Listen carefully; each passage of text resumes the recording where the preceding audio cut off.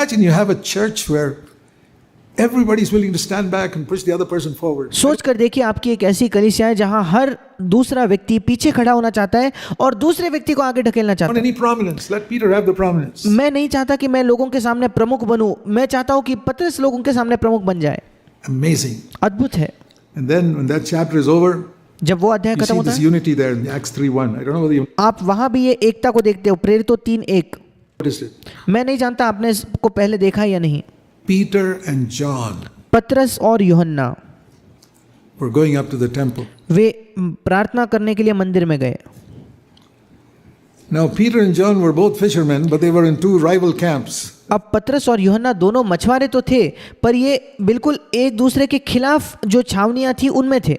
Peter was they were fishing in the same lake, वो दोनों एक ही झील में मछली पकड़ने जाते थे, but not for the same team. पर वो एक ही टीम में नहीं थे। John had his team and with his father. Peter had his team, यूहन्ना की अपनी अलग टीम थी उसके पिता के साथ, और पतरस की एक अलग टीम थी with his brothers. उसके भाइयों के साथ। But once they are baptized in the Holy Spirit, all those earthly differences disappeared. पर जब उनका पवित्र आत्मा में बपतिस्मा हुआ, उनकी जितनी भी पृथ्वी की छोटी छोटी एक दूसरे से अनबन थी, ये सब गायब हो गई। And the first thing you read is Peter and John. और सबसे पहली चीज आप पढ़ते हो पतरस और यूहन्ना, Unity. ये एकता जो है। And then the time came to reach out to the rest of humanity. और जब समय आया कि बचे हुए मनुष्य जाति तक ये सुसमाचार पहुंचाया जाए, This was only among the Jews. ये तो केवल यहूदियों के बीच था। And that we see in Acts 13, the first missionary journey. In the top of my NASB it says here, the first missionary journey. This was और ये पहला समय था जब प्रभु प्रेरितों 13 में प्रभु मिशनरीज को भेज रहा था। मेरे बाइबल में ऊपर इस शीर्षक इस अध्याय को दिया है, पहली missionary suffer. beginning of outreach to the rest of the world. और बचे हुए मनुष्य जाति या बचे हुए संसार तक सुसमाचार फैलाने की शुरुआत यहाँ से हुई। And it says here, the Lord said to those people when they were fasting, verse 2, और यहाँ लिखा है कि प्रभु ने उन लोगों से कहा जब वे उपवास कर रहे थे, दूसरा वचन, while they were praying to the Lord, worshiping the Lord, ministering means worshiping the Lord, and जब वे प्रभु से प्रार्थना कर रहे थे, और यहाँ लिखा है कि उसकी उपासना कर रहे थे, मतलब उसकी आराधना कर रहे थे, तब fasting is a very important part of what Jesus taught. और वे उपवास कर रहे थे। उपवास करना ये बहुत जरूरी भाग है, यीशु ने जो सिखाया उसका भी, The apostles practiced. और जिसका प्रेरित लोग खुद भी उसको अपने जीवन में लागू करते थे। And in the early days of our church in Bangalore, और हमारे कलीसिया के शुरुआती दिनों में बैंगलोर में we regularly fasted हम लगातार उपवास किया करते थे, and prayed. और नियमित तौर पर उपवास करते और प्रार्थना करते। Many people were baptized in the Holy Spirit in times of fasting and prayer. कई लोगों का पवित्र आत्मा में बपतिस्मा भी हुआ उपवास प्रार्थना के समय में। Sometimes we had a national holiday, और कभी कभी जब हमारी सार्वजनिक छुट्टी होती तो and we never thought of going for a picnic. हमने कभी ये नहीं सोचा चलो पिकनिक चलते हैं। We didn't have the money, first of all. Thank God. हमारे पास पैसा नहीं था, परमेश्वर का So धन्यवाद हो। we would meet together in my house. और इसलिए हम सब मेरे घर में मिलते थे। 9 o'clock in the morning सुबह 9 बजे, till 3 o'clock in the afternoon. We'd दोपहर में 3 बजे तक fast and pray, particularly that everyone would be filled with the Holy Spirit. हम उपवास करते थे और प्रार्थना करते थे, विशेषकर एक कारण से कि हर एक व्यक्ति पवित्र आत्मा से भर जाए। And we had wonderful times of prayer. और हमारे प्रार्थना की अद्भुत सभाएं थी, Unity, और उसने एकता लाया, and many were filled with the Holy Spirit as well. और कई लोग पवित्र आत्मा से भी भर गए। So here also they were worshiping the Lord and fasting. और यहाँ भी वे परमेश्वर की आराधना कर रहे थे और उपवास कर रहे थे। You see how fasting comes every now and then in the New Testament, in the Gospels and the Acts. क्या आप देखते हो कि कैसे उपवास के बारे में हर बार सुसमाचार में और प्रेरितों के काम में उसका जिक्र किया गया है। And while they were fasting, और जब वे उपवास कर रहे थे तब the Holy Spirit said, "Set apart for me Barnabas and Saul for the work to which I have called them." पवित्र आत्मा ने कहा मेरे लिए बरनबास और शाऊल को उस काम के लिए अलग करो जिसके लिए मैंने उन्हें बुलाया है। This is the way God called us also. Ian Robson and I also used to fast and pray numerous times. और परमेश्वर ने हमें भी बिल्कुल ऐसे ही बुलाया। इयन रॉबसन और मैं भी कई बार उपवास प्रार्थना करते थे। For about 6 months prior to our being thrown out by the Baptist church. और हमें बैप्टिस्ट चर्च से निकाल दिया गया। उसके 6 महीने पहले तक हम उपवास प्रार्थना कई बार करते They थे। were thrown out by the Jews and we were thrown out by the Baptist church. ये लोगों को यहूदियों ने बाहर फेंक दिया था, हमें बैप्टिस्ट कलीसिया ने बाहर निकाल दिया था। That's how they came together and that's how we came together. और ये दोनों उस प्रकार से एकत्रित हुए और हम दोनों इस प्रकार से एकत्रित हुए। But I remember those days when we fasted and prayed and और मुझे उन दिनों याद है जब हमने उपवास किया, प्रार्थना की Lord, we want you to meet with us because we are desperately needy. और हमने कहा प्रभु हम चाहते हैं कि तू हमसे आकर मुलाकात करे क्योंकि हम बहुत ज़्यादा ज़रूरतमंद है। He was a defeated Christian and I was a defeated Christian. वो एक हारा हुआ मसीह था, मैं खुद एक हारा हुआ मसीह था। And we wanted to seek the Lord for victory because it और हम प्रभु को खोजना चाहते थे, उससे विजय को हम प्राप्त करना चाहते थे। was a dishonor to the Lord when a person calls himself a Christian and he's defeated in his life. क्योंकि ये एक अनादर की बात है जब एक व्यक्ति अपने आप को मसीह बुलाता है पर अपने जीवन में पाप से वो हारा हुआ है तो His family life is in the same quality of life that the average non-Christian has. उसका पारिवारिक जीवन अगर उसी गुणवत्ता का है जितना एक औसत गैर मसीही का हो तो What gospel do we have to give to them? फिर कौन सा सुसमाचार है हमारे पास उनको देने के लिए। So that's why we fasted and prayed. और इसी वजह से हमने उपवास किया, प्रार्थना की। And the Lord saw we were earnest and it went on for 6 months और प्रभु ने देखा कि हम ईमानदार हैं और 6 महीने तक ये बात चली। before the Lord met with both of us. इससे पहले कि प्रभु हम दोनों से मिला Wonderful way. अद्भुत तरीके से। And our whole life was transformed. And then I believe as I look at Barnabas's temperament and Ian Robson's temperament and Paul's और उनका हमारा पूरा जीवन बदल गया। temperament and my temperament, we saw और जब मैं देखता हूँ बारनबस का स्वभाव और इयन रॉबसन का स्वभाव और शाऊल का स्वभाव और मेरा स्वभाव, that Barnabas and Paul were completely different in their temperament. तो मुझे बहुत सारी समानताएं दिखती है क्योंकि बारनबस और पौलुस जो थे इनके स्वभाव में बहुत ज़्यादा अंतर था, बहुत ज़्यादा अलग वे थे।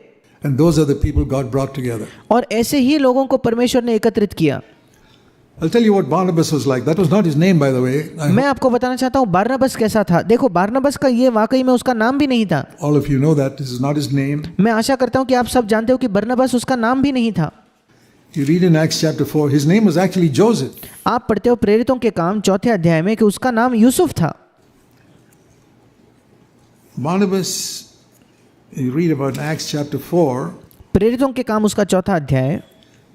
he came from a place called Cyprus, an island called Cyprus, and that is the place where they first went for their missionary journey also. और साइप्रस नामक एक द्वीप से ये यूसुफ नामक व्यक्ति था और पौल और बारनबा भी सबसे पहले अपने मिशनरी काम के लिए इसी द्वीप में गए। Acts 4:36. प्रेरितों 4:36। Joseph, who was a Levite of Cyprian birth, he was from Cyprus. Yusuf नाम साइप्रस का एक लेवी था, वो साइप्रस में उसका जन्म हुआ था।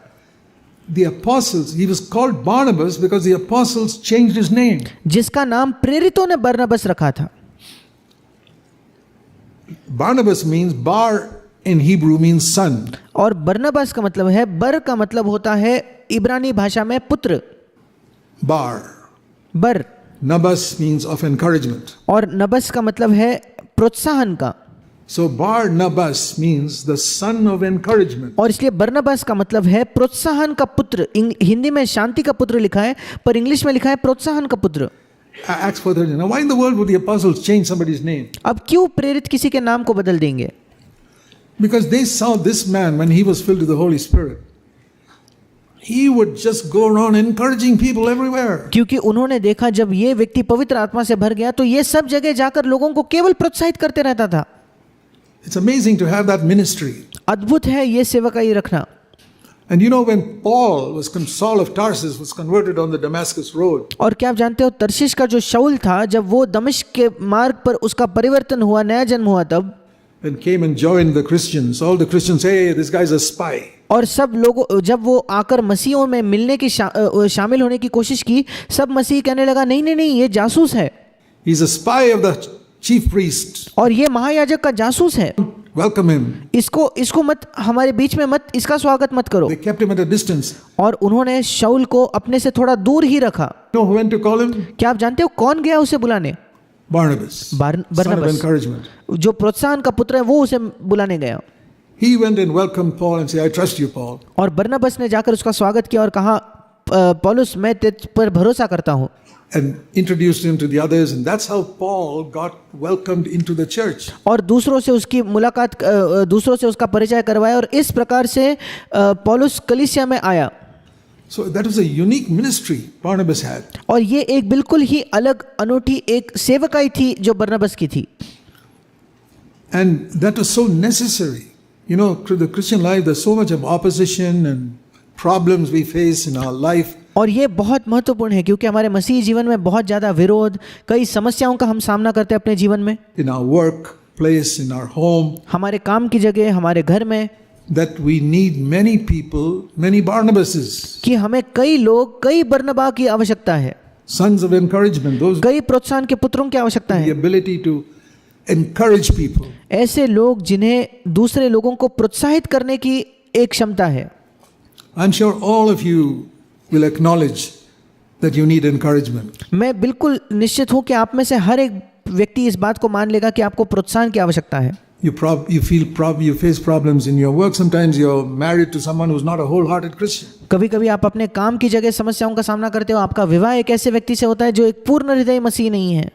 Or you live in a place, or you work in a place where they're opposed to Christians. या आप एक ऐसे जगह रहते हो जहाँ वे मसीहत के खिलाफ है। We need encouragement. There's nobody who doesn't need it. हमें प्रोत्साहन की जरूरत है। ऐसा कोई भी व्यक्ति नहीं जिसे प्रोत्साहन की जरूरत नहीं है। Every one of us needs encouragement. हम में से हर एक को प्रोत्साहन की आवश्यकता है। I'll show you the verse that says that in Hebrews in chapter 3. मैं आपको वो वचन भी दिखाता हूँ जो ये बात कहता है। इब्रानियों के पत्र उसका 3 अध्याय। Don't think you're a weak person when you acknowledge that you need encouragement. ऐसा मत सोचिए कि आप ये कह रहे हो कि आप एक निर्बल व्यक्ति हो जब आप कहते हो कि मुझे प्रोत्साहन की जरूरत है। Every one of us needs it. हम में से हर एक को इस प्रोत्साहन की जरूरत है। Hebrews 3 verse 13. इब्रानियों 3:13। Hebrews 3:13. इब्रानियों 3:13। He says, first of all, verse 12. सबसे पहले 12वां वचन, Brothers, take care. हे भाइयों चौकस रहो। 3:12. इब्रानियों 3:12। It's possible that some of you can develop an evil, unbelieving heart that falls away from the living God. When you say संभव है कि तुम में से एक ऐसा बुरा और अविश्वासी मन हो जाए जो जीवते परमेश्वर से तुम्हें दूर हटा ले जाए। evil, you think of a man who's committing sin. No, the evil here is unbelief. और जब यहाँ लिखा है कि बुरा मन, तो आपको लगता होगा कि एक ऐसा व्यक्ति जो पाप कर रहा है। नहीं, यहाँ जो बुरा लिखा है वो है अविश्वास। And evil, unbelieving, it's one word. बुरा अविश्वासी, ये एक ही शब्द है मानो। Evil, unbelieving heart. That means the unbelief is the evil there. बुरा और अविश्वासी मतलब अविश्वास ही बुराई है इस वचन में। And some pressure can come upon a person's life और कोई दबाव अगर किसी व्यक्ति के जीवन में आ जाए तो, and he begins to lose faith. Is there a God in heaven? और वो अपने विश्वास को खोने लगता है कि क्या स्वर्ग में परमेश्वर है भी या नहीं। I've been praying for so long for my child to be healed and he didn't get healed, he died. मैं अपने बच्चे के चंगाई के लिए इतने समय से प्रार्थना कर रहा हूँ पर उसको चंगाई नहीं मिली, वो तो मर गया। And that's the only child I have. और ये मेरा इकलौता बच्चा था। Can you imagine what a believer faces when they face something like that? क्या आप कल्पना कर सकते हो एक विश्वासी किस चीज़ का सामना करता है जब वो ऐसे किसी परिस्थिति का सामना करता है तो? Or especially when we pray for something for our children and nothing happens. विशेषकर जब हम अपने बच्चों के लिए कोई प्रार्थना करते हैं और कुछ नहीं होता तो। And we pray and pray and pray and pray and say Jesus cares for us and all that, but nothing seems to happen. और हम प्रार्थना करते और हम कहते हैं कि यीशु को परवाह है, पर ऐसा लगता है कि मानो कुछ नहीं हो रहा। Then unbelief can come in. फिर अविश्वास आ सकता है, Little doubt or little distance from God, you know. थोड़ा शक या थोड़ा संदेह या परमेश्वर से थोड़ी दूरी आ जाती है। We keep a distance as if we are trying to tell God, if you don't answer me, well, I'm not going to be so close to you. और हम परमेश्वर से दूरी रखने लगते हैं, मानो कि हम परमेश्वर से कह रहे हैं कि अगर तू मेरे प्रार्थना का जवाब नहीं देगा तो मैं तुझसे दूरी बनाए रखूंगा।